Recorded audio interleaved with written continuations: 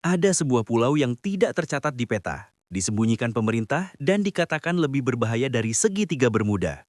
Pulau ini dihuni oleh makhluk purba raksasa yang seharusnya sudah punah jutaan tahun lalu, termasuk satu sosok legendaris, Kong, sang raja hutan. Awalnya, para peneliti hanya ingin menjelajah, tapi yang mereka temukan adalah neraka di bumi, dengan rahasia militer, eksperimen rahasia, dan monster buas yang bisa memusnahkan umat manusia. Inilah alur cerita Kong Skull Island, kisah berdarah yang membuat kita sadar manusia bukanlah penguasa di planet ini.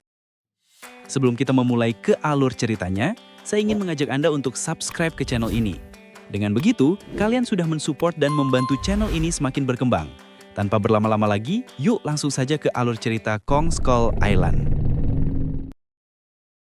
Di awal film, kita diperlihatkan dua orang pilot yang mendarat dengan parasut, karena pesawat mereka mengalami kecelakaan di sebuah pulau tak dikenal di Pasifik Selatan.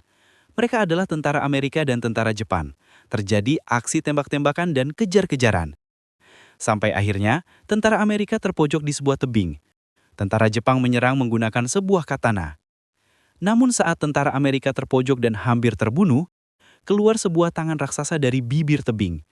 Dan muncullah sosok besar berbulu seperti gorila di hadapan mereka. Lalu scene berpindah ke kota Washington DC, Amerika Serikat. Terlihat dua orang yang berjalan sambil membawa koper logo Monarch. Mereka adalah Bill Randa dan Houston Brooks. Monarch sendiri adalah organisasi penelitian tentang makhluk purba yang berada di bumi.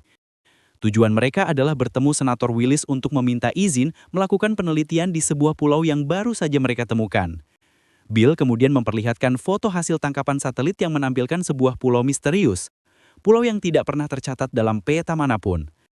Bill menjelaskan bahwa pulau ini sering disebut dalam berbagai legenda dengan nama Skull Island, tanah di mana Tuhan tidak menyelesaikan ciptaannya. Dan ia memperlihatkan sebuah foto di mana kapal yang terkoyak oleh sesuatu. Bill percaya jika di pulau itu ada sesuatu yang tak pernah kita bisa bayangkan. Namun, Willis hanya menganggap semua ini sebagai dongeng. Ia sama sekali tidak percaya dengan penjelasan Bill. Kemudian Brooks menambahkan bahwa malam nanti akan ada satelit Rusia yang melintasi pulau tersebut. Dalam beberapa hari, foto-foto Skull Island pasti akan mereka dapatkan. Karena itu Brooks menekankan bahwa apapun yang ada di dalam pulau misterius itu, seharusnya merekalah yang lebih dulu mengetahuinya, bukan pihak lain. Mendengar penjelasannya, Willis menyetujui dan akan memberikan dana untuk pergi ke sana. Dan yang terakhir, Bill meminta pengawalan dari pihak militer untuk pergi ke sana. Dalam ekspedisi ini, mereka merekrut tim yang dikomandoi oleh Letnan Kolonel Packard. Dan anggotanya Chapman, Cole, Mills, Relays, dan juga Slivko. Pada malam hari, atasannya menelpon untuk memberitahu misi yang akan mereka kerjakan, yaitu sebuah pengawalan ekspedisi ke sebuah pulau misterius. Setelah itu, kita diperlihatkan Bill dan Brooks yang sudah berada di Vietnam. Di sana mereka mencari seseorang yang bisa diajak bergabung dalam ekspedisi ke Skull Island. Ternyata orang yang mereka temui adalah seorang pria bernama James Conrad, mantan kapten pasukan Inggris yang sangat ahli dalam bertahan hidup di alam bebas. Dengan bayaran yang cukup tinggi, Conrad bersedia untuk bergabung dalam ekspedisi ini. Selanjutnya diperkenalkan seorang wanita bernama Mason Weaver, seorang fotografer yang sudah terbiasa meliput di daerah konflik perang. Weaver menerima telepon dari temannya Jerry, yang memberitahukan bahwa persetujuannya untuk ikut dalam ekspedisi ke Pulau Skull Island telah disetujui. Ia juga diinformasikan bahwa keberangkatan akan dilakukan besok pukul 6 sore menggunakan kapal Athena yang berada di Bangkok. Scene kemudian berpindah ke dermaga, tempat kapal Athena yang akan membawa regu ekspedisi menuju Skull Island. Seluruh anggota tim yang sudah direkrut tampak berkumpul dan bersiap untuk berangkat. Dalam perjalanan, seorang pengawas menjelaskan bahwa mereka akan menuju ke sebuah pulau yang selama berabad-abad selalu dihindari oleh para pedagang laut. Pulau itu dikelilingi oleh badai abadi, yang membuatnya tersembunyi dari luar dunia. Namun, dengan bantuan helikopter Kolonel Packard, mereka yakin bisa menembus badai tersebut dan menelusuri pulau misterius itu. Di sini Brooks menambahkan jika mereka akan menjatuhkan sebuah bom seismik untuk mengetahui kepadatan tanah di pulau ini. Dan Chapman memberitahukan jika di dalam pulau, badai akan menghalangi kontak radio dengan kapal. Dan mereka hanya mempunyai waktu 3 hari untuk melakukan ekspedisi. Setelah itu mereka akan berkumpul ke titik yang ditentukan untuk mengisi bahan bakar dan kembali ke kapal. Singkat cerita, mereka akhirnya hampir sampai di pulau. Dari kejauhan mata mereka disambut dengan pemandangan badai abadi yang sebelumnya telah dijelaskan. Kolonel Packard segera memerintahkan semua orang untuk bersiap menaiki helikopter. Rombongan pun berangkat, menerjang badai besar yang menghadang di depan. Di dalam badai, situasi semakin menegangkan. Helikopter yang mereka tumpangi terguncang hebat sementara kilatan petir menyambar di segala arah, membuat perjalanan semakin berbahaya. Namun, dengan pengalaman dan kemampuan yang luar biasa, mereka berhasil melewati badai tersebut. Terlihat di ujung badai mereka disambut dengan pulau dan alam yang sebegitu indah. Semua orang terpaku akan keindahan alam yang berada di dalam pulau. Packard pun memerintah untuk segera berpencar sesuai rencana yang sudah disusun. Victor dan Brooks pun mendarat terlebih dahulu untuk mengecek keadaan tanah di pulau ini, sedangkan yang lain ditugaskan untuk menjatuhkan bom seismik dari atas helikopter. Saat satu persatu bom dijatuhkan, Brooks dan Sun mendapatkan hasil yang membuat mereka takjub. Tanah di pulau ini ternyata lapisan tanahnya berongga, yang dapat mereka simpulkan adanya kehidupan yang berada di bawah pulau ini. Saat mereka sibuk menjatuhkan bom, tiba-tiba sebuah pohon kelapa melayang dan menghantam salah satu helikopter hingga hancur seketika. Tidak lama kemudian, sebuah tangan raksasa muncul dan mencengkram heli lainnya. Sosok gorila raksasa dengan tubuh sebesar gedung pun terlihat jelas. Berdiri kokoh di hadapan mereka. Itulah Kong, penguasa dari Pulau Skull Island. Packard segera menghimbau semua orang untuk berhati-hati, lalu memerintahkan seluruh helikopter menyerang dengan senjata yang mereka bawa. Namun serangan itu justru makin memicu marah Kong. Dengan tangan kosong, Kong menjatuhkan helikopter-helikopter itu dengan mudah. Ia kemudian mengejar setiap heli yang tersisa hingga akhirnya helikopter Packard pun terhempas. Meski begitu, Packard berhasil selamat dari jatuhnya heli tersebut. Melihat semua anak buahnya dibantai oleh Kong, Packard penuh dengan amarah. Sejak saat itu, tertanam kebencian yang begitu dalam terhadap makhluk raksasa tersebut. Dari kejauhan, Conrad melihat Kong yang perlahan menghilang masuk ke dalam hutan. Ia segera menyadari bahwa semua helikopter telah hancur, tak satu pun yang tersisa. Rombongan Conrad sendiri jatuh di bagian selatan pulau. Dengan keahliannya membaca medan, Conrad memutuskan untuk menyusuri sungai agar bisa sampai ke titik penjemputan. Sedangkan Regu Packard terus mencoba menghubungi Chapman yang beruntung berhasil selamat seorang diri. Setelah mengetahui lokasi Chapman dari radio, Packard menyuruhnya agar menunggu di sana. Packard berencana untuk menjemputnya. Terlihat di sini Packard menodongkan senjata kepada Bill. Ia memaksa Bill untuk menceritakan tujuan ekspedisi ini sebenarnya. Bill menjelaskan bahwa ia adalah ketua organisasi Monarch. Tujuan utama Monarch adalah membuktikan kepada dunia bahwa monster raksasa benar-benar ada. Bill kemudian menceritakan masa lalunya. Ia adalah salah satu anak yang selamat dari tragedi lautan. Dalam peristiwa itu, ia menyaksikan sendiri kedua orang tuanya dibunuh oleh makhluk laut misterius. Namun semua orang tidak percaya. Mereka beranggapan tragedi tersebut hanyalah kecelakaan kapal yang karam di tengah laut. Baginya makhluk-makhluk raksasa itu nyata, dan sebelum manusia ada, merekalah penghuni asli bumi. Namun Packard sedikit marah dan pergi meninggalkan Bill sendirian. Sementara regu yang dipimpin oleh Conrad terus berjalan menuju titik penjemputan. Namun seketika langkah mereka terhenti. Terlihat seekor bison raksasa keluar dari dalam danau. Namun Conrad memerintahkan agar semua diam dan tetap tenang. Dan bison itu pun pergi menjauh meninggalkan mereka. Kembali ke regu Packard yang tengah melewati hutan bambu. Suasana hening, hanya terdengar langkah kaki dan gesekan daun. Namun tiba-tiba terdengar suara dari belakang. Seekor laba-laba raksasa muncul dan langsung menusuk salah satu prajurit hingga tewas. Kepanikan pun pecah, semua berusaha menyelamatkan diri. Para prajurit cepat bereaksi, menebas kaki laba-laba itu dengan parang dan menembakinya tanpa henti. Hingga laba-laba itu pun dapat mereka kalahkan. Terlihat wajah Packard yang sangat marah saat menghabisi laba-laba itu. Sementara kelompok Conrad terus menuliskan perjalanan hingga mereka tiba di sebuah bangunan kuno. Tiba-tiba dari balik reruntuhan, muncul para penduduk asli Pulau Skull Island. Dalam sekejap, mereka dikebung dan ditodong dengan tombak, membuat seluruh regu waspada. Dan muncullah seorang pria tua yang ternyata ia adalah pilot Amerika yang kita lihat di awal film. Ia bernama Hank Marlowe. Ternyata Hank selamat dari tragedi itu. Ia sudah tinggal 28 tahun di sini bersama penduduk asli Pulau Skull Island. Hank membawa mereka masuk ke dalam pemukiman suku Iwi, tempat para penduduk asli Skull Island tinggal. Tak disangka, kelompok itu justru disambut hangat oleh suku tersebut.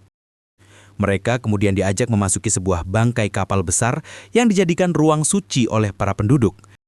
Di dalamnya, dinding dipenuhi lukisan kuno. Awalnya tergambar manusia dimangsa oleh makhluk menyerupai kadal raksasa. Namun, pada lukisan berikutnya tampak para penduduk berlutut menyembah Kong. Dari situlah mereka mengerti bahwa Kong bukanlah monster kejam, melainkan pelindung pulau ini. Kong adalah Raja Skull Island, dan wajar jika ia menyerang siapapun yang berusaha merusak rumahnya. Hank kemudian menjelaskan bahwa Kong pernah memiliki keluarga, namun semuanya tewas dibantai oleh monster kadal raksasa yang disebut Skull Crawlers. Ia memperingatkan bahwa makhluk inilah yang sebenarnya harus mereka waspadai. Skull Crawlers bukan hanya pembunuh keluarga Kong, tetapi juga monster yang telah merenggut nyawa Gunpei, teman Hank yang merupakan pilot dari pesawat Jepang. Kong hanya mampu mengalahkan Skull Crawlers yang berukuran kecil, tapi jika yang berukuran besar muncul, bahkan Kong sendiri bisa kewalahan yang terancam kalah. Dan jika Kong benar-benar mati, pulau ini bisa dipastikan akan hancur oleh Skull Crawlers. Conrad mengajak Hank untuk pergi berjalan ke arah utara pulau. Di sanalah tim penjemput yang akan membawa mereka keluar pulau. Namun, Hank tidak mau karena dengan berjalan kaki sangatlah berbahaya. Ia pun membawa mereka untuk pergi dengan sebuah perahu yang ia rakit. Hank memberitahukan jika perahu ini butuh sedikit perbaikan agar bisa digunakan. Capman melanjutkan perjalanannya seorang diri. Saat merasa lelah, ia memilih beristirahat di atas sebuah batang pohon tumbang. Sambil duduk, ia mencoba menghubungi Kolonel Packard melalui radio, namun tak ada jawaban sama sekali. Tiba-tiba, batang pohon yang ia duduki bergerak. Ternyata itu bukan batang pohon, melainkan seekor makhluk raksasa yang menyamar. Capman segera menembakinya dengan senapan. Makhluk itu pun pergi tanpa memberikan perlawanan. Namun, sebelum sempat bernapas lega, dari arah belakang tiba-tiba muncul Skull Crawlers. Dalam sekejap, monster itu menerkam Capman. Kembali ke kelompok Conrad yang tengah bersiap untuk meninggalkan pulau dengan perahu yang telah mereka perbaiki. Sebelum keberangkatan, kita diperlihatkan Hank yang berada di depan makam sahabatnya, Gunpei Ikari. Dengan wajah sendu, ia berkata bahwa di luar seragam dan peperangan, Gunpei bukan lagi musuh, melainkan saudaranya. Hank pun mencabut pedang dari makam Gunpei dan bersiap untuk berangkat. Perahu yang telah berhasil mereka perbaiki akhirnya menyala. Sebelum berangkat, Hank memberi salam perpisahan kepada suku Iwi.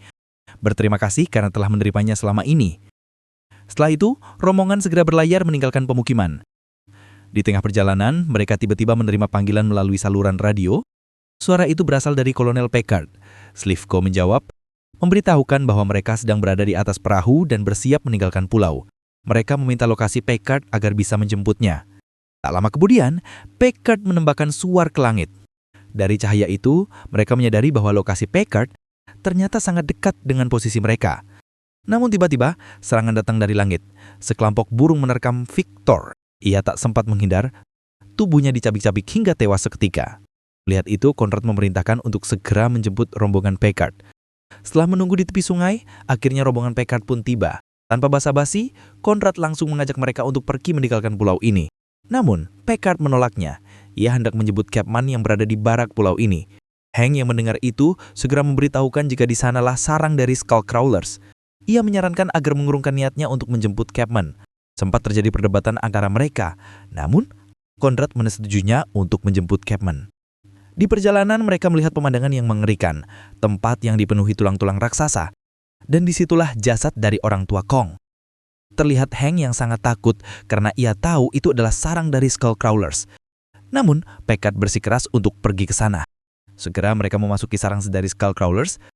Di dalam sana, salah satu anggota menyalakan sebuah rokok yang dimana itu membuat gas di dekat mereka meledak seketika. Keadaan yang hening pun berubah mencekam. Terdengar suara dari Skull Crawlers. Segera, Hank menyuruh mereka untuk segera lari bersembunyi. Di tengah persembunyian, salah satu monster memuntahkan tengkorak yang memiliki kalung militer bernama Chapman, yang membuat Conrad sadar jika Chapman telah tewas di mangsa monster itu. Setelah merasa aman, mereka keluar untuk melanjutkan perjalanan. Namun dari belakang, Bill diterkam oleh Skull Crawlers. Terjadilah pertarungan sengit di antara mereka. Namun tak hanya Skull Crawlers, burung yang sempat menyerang mereka di sungai juga ikut menyerang mereka. Menggunakan katana milik Gunpei, Conrad berhasil membunuh burung-burung tersebut. Dan diperlihatkan Waver yang melemparkan korek api ke arah gas yang berada di dekatnya. Ledakan itu pun membuat Skull Crawlers tewas.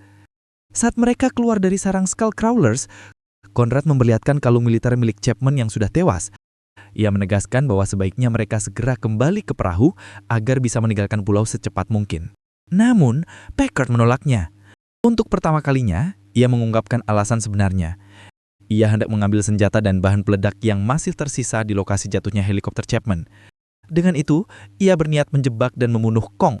Kelompok Konrad yang sudah mengetahui kebenaran jika Kong adalah raja yang menjaga pulau ini agar tetap aman. Namun Packard bersikeras untuk membalaskan dendamnya.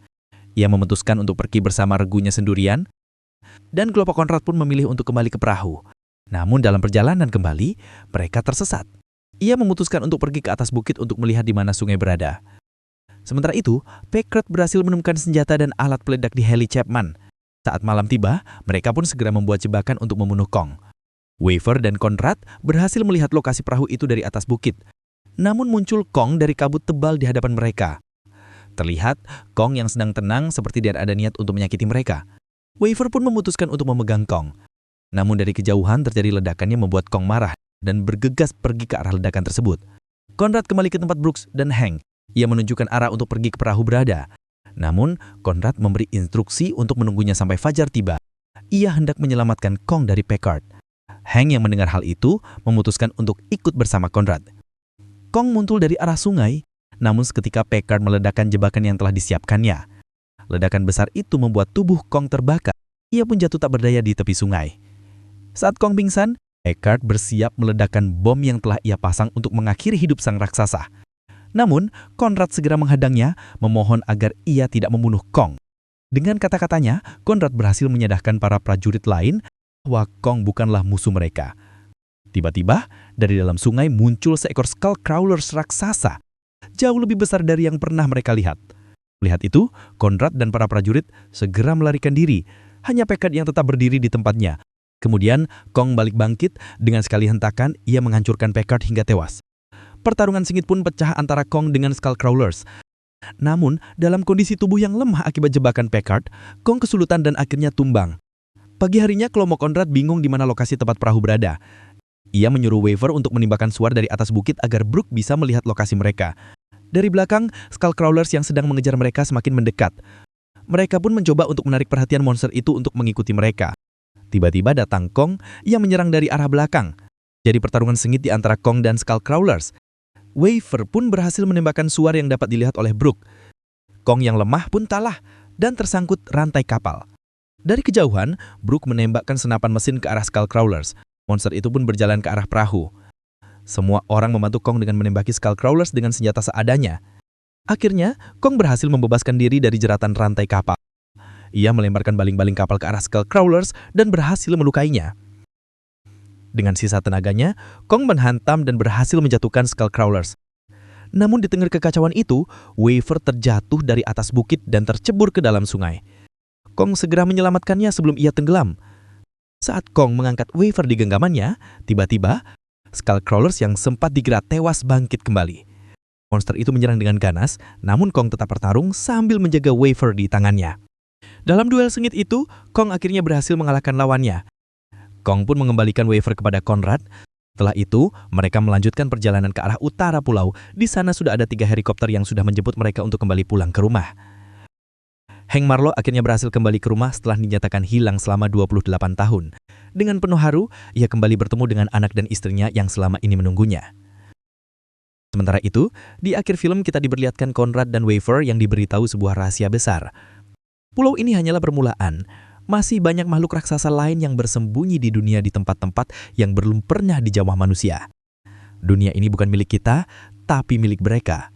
Dan Kong bukanlah satu-satunya raja. Gimana guys? Filmnya seru banget kan? Terima kasih sudah menonton hingga akhir. Jangan lupa dukung channel ini dengan cara subscribe dan like kalau kalian suka dengan videonya. Sampai jumpa di video berikutnya. Bye-bye.